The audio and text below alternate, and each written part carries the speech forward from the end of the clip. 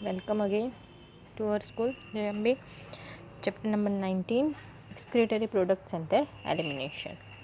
Today we are going to discuss the regulation of the kidney function, how kidney will regulate the osmotic regulation, the water balance in our body. It's actually a feedback mechanism in which hypothalamus, juxtaglomerular apparatus and heart will involve. So three organs which mainly involve in this mechanism is the hypothalamus, juxtaglomerular apparatus and the heart. It's a feedback mechanism, very important word. What do you mean by feedback mechanism?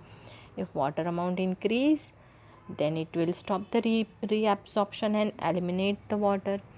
If water amount is decreased, it will increase the reabsorption and water, it stop water to go outside the body, it will stop the urinate process, it will decline the urinate process. This kind of the mechanism is called as the feedback mechanism. Let's begin. See, we have a osmoreceptors are there. These osmoreceptors measure the blood volume, measure the fluid volume, as well as it measure the ion concentration. If there is any change in that, it will trigger. Now see, if excess of the water volume, body fluid is there, water volume is there, ionic concentration is there, excess, right, increased in the level, then it gets stimulated.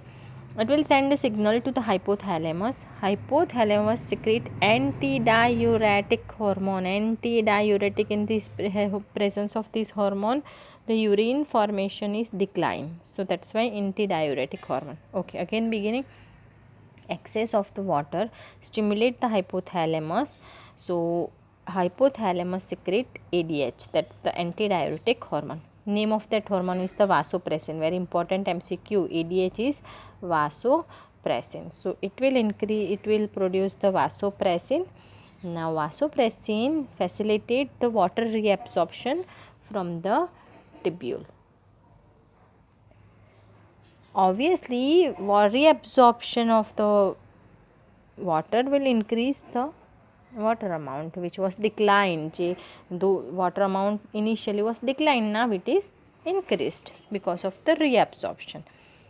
Now जब water amount increase हो जाएगा, तो when the water amount is increased, that osmoregulator will be switch off and it will produce ADH hormone no more, right? It does not produce ADH hormone, it will stop the production of ADH hormone. So obviously reabsorption process will going to be stopped. That's why now urine production is increased. The excess of water is excreted through the urine. Am I clear to you? और ये excess water, excess of the water is eliminated by two mechanism.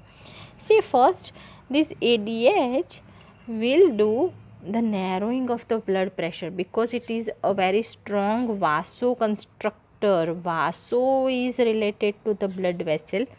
The vaso term is related to the blood vessel, and constructor means to construct. It will construct the blood pressure, it will construct the narrowing of the blood vessel. That's why it is called as the vasoconstrictor. So as ADH, I told you, is very strong vasoconstrictor, what happens now? Now the blood pressure will going to increase. Blood pressure increase leads to directly increase in the GFR, glomerular filtration rate. Filtrate बढ़ गया, that means urine production is also increased. GJ role, GJ juxtaglomerular apparatus major role play करेगा. जैसे it JJ cell will produce ADH. Under the influence of ADH, it will produce renin. So under the influence of ADH, juxtaglomerular apparatus, GJ cell produce renin. Renin, listen me very carefully, convert angiotensin 1 to angiotensin 2. Angiotensin 2 is again a strong vasoconstrictor, so वो blood pressure increase करेगा and also it will increase the filtration rate, right? Of course, increase the reproduction of Na plus NH2O, increase the blood pressure, increase the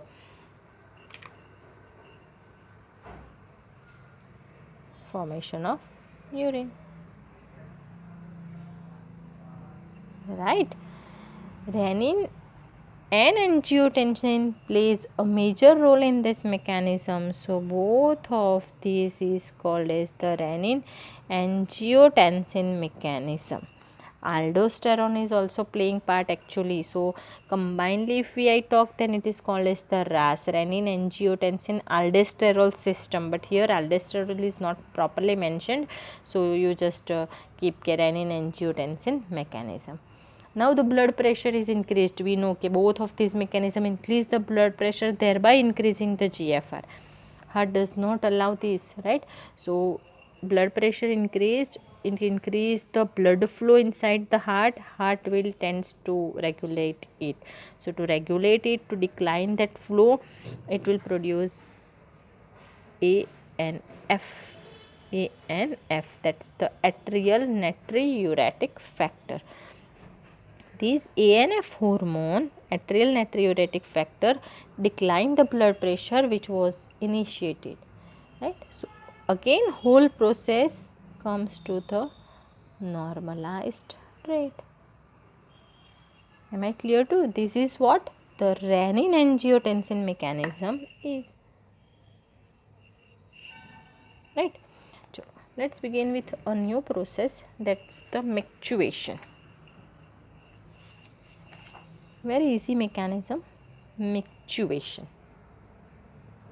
I am making a flow chart, right?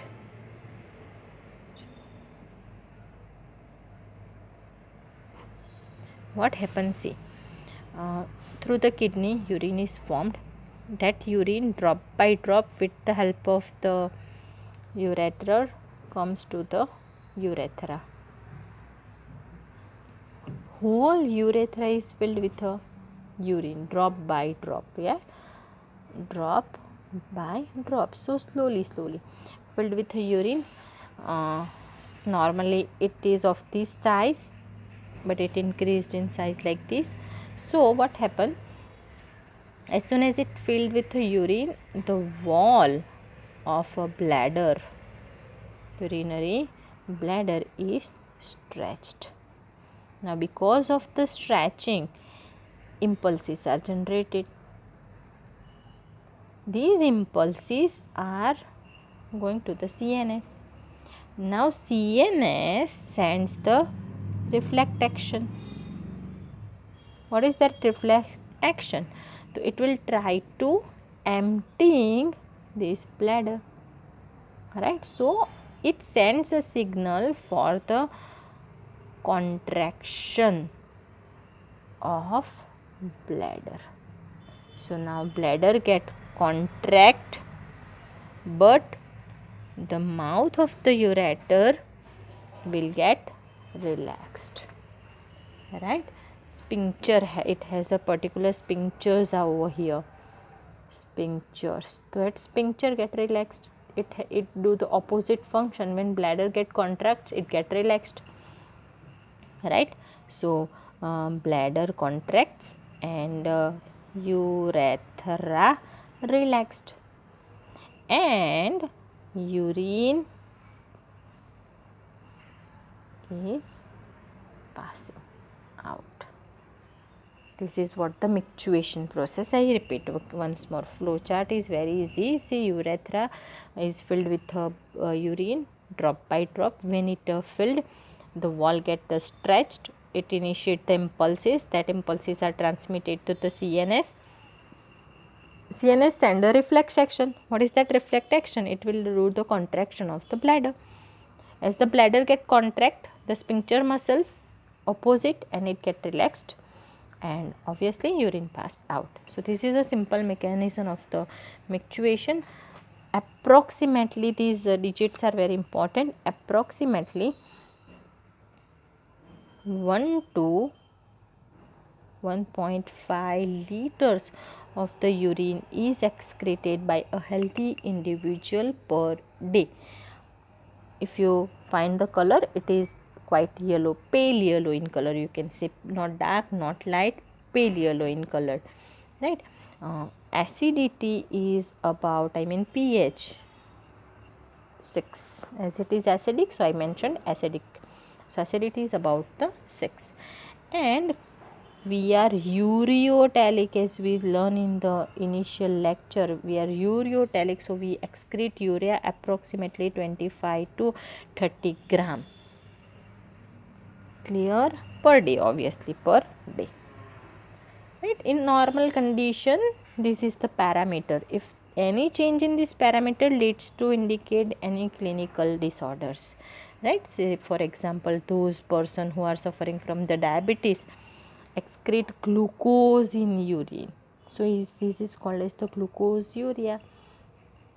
Certain patients have a protein maldigestion, so they excrete the ketone in their body. Ketone body is ketonuria. Even diabetic person has also excrete ketone in their body, so it is also called as the ketonuria. So presence of a particular elements in the urine indicate a clinical condition, right? And such diabetes in which glucose are there and ketone are there or called as the diabetes mellitus. Two types of the diabetes are there. One is the insipidus, which is occurred due to the deficiency of the vasopressin, and this is the diabetes mellitus, presence of the glucose in the urine. Clear to you? Thank you.